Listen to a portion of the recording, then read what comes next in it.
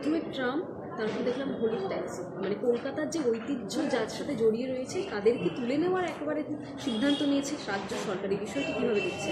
হ্যাঁ, মানে বিষয়টা হচ্ছে এগুলো তো আমাদের হেরিটেজের মধ্যে পড়ে। আসলে আপনি যদি কলকাতার ট্রামের কথা বলেন, তার মানে কিন্তু আসলে কলকাতার কথাই বলা। আসলে কলকাতার মানুষকে একটা সঠিক গণপরিবহনের ব্যবস্থা যদি না করে দেওয়া যায়, তাহলে তো নাগরিক যে স্বাচ্ছন্দ্য সেটাই নষ্ট হয়ে যায়। ফলে এই হলদে ট্যাক্সি শুধু নয়, কলকাতা বাসেরও কিন্তু একটা পুরনো ঐতিহ্য আছে।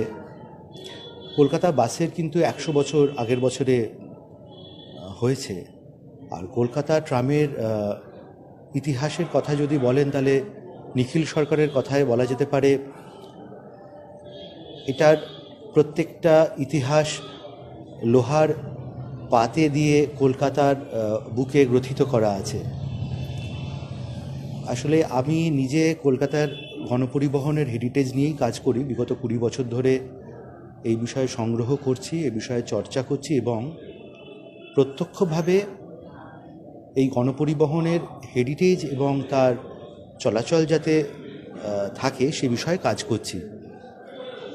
আমাদের একটা সংস্থা আছে, ক্যালকাটা ট্রাম ইউজার অ্যাসোসিয়েশন, এবং আমার একটি সংস্থা আছে ক্যালকাটা বাসোপিডিয়া। আমি আছি, অনিকেত বলে আছেন।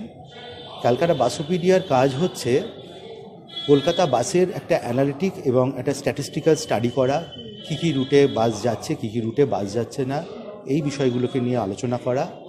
ঠিক একই সঙ্গে কলকাতার ট্রামের চলাচল কিভাবে আরও উন্নতি করা যায়, ট্রাম যাতে চলে সেই বিষয়টাও দেখার।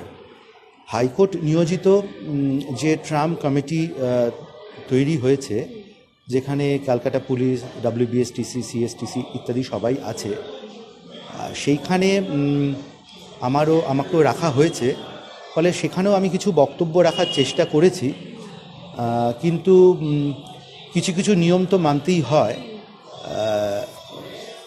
15 বছর হয়ে গেলে তার তো একটা লংজিভিটিও বিষয় থাকে। এখন এগুলোর ইঞ্জিনগুলো যদি কোনোভাবে পরিবর্তন করে দেওয়া যায়, আমি এটা ট্যাক্সির কথা বলছি, কেননা হলদে ট্যাক্সি একদম কিনারায় চলে এসেছে। বাসেরও তাই। দেখা যাচ্ছে যে পরের বছরের মধ্যে আমাদের কলকাতার অর্ধেক বাস নষ্ট হয়ে যাবে। এখন বাসের গ্রহণযোগ্যতা তো আপনি অস্বীকার করতে পারবেন না। কলকাতার মধ্যবিত্ত ম্যাক্সিমাম মানুষ বাসেই যায়, মেট্রোতেও যায়, কিন্তু বাসেও যায়, বাসেই যায়, ট্যাক্সিতেও যায়, সব মিলিয়ে